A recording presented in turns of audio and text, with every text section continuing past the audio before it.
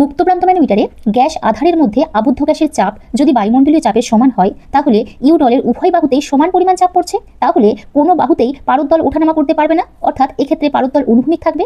এখানে কি বলা যেতে পারে, তাহলে গ্যাসের চাপ বায়ুমণ্ডলীয় চাপের সমান। তাহলে গ্যাসের চাপ বায়ুমণ্ডলীয় চাপের সমান হলে বায়ুমণ্ডলীয় চাপের মান কত? 1.013 × 10⁵ পাস্কাল।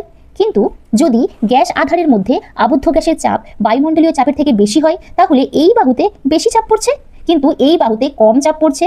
তাহলে এই বাহুতে পারদ নিচের দিকে নামবে, এই বাহুতে যতটা নিচের দিকে নামবে এই বাহুতে ততটাই উপরের দিকে উঠবে। আমরা জানি যে একই অনুভূমিক তলে সব বিন্দুতেই চাপ সমান। তাহলে যদি এই অনুভূমিক তলের কথা চিন্তা করা হয় তাহলে এখানে যে পরিমাণ চাপ পড়বে এখানেও একই পরিমাণ চাপ পড়বে।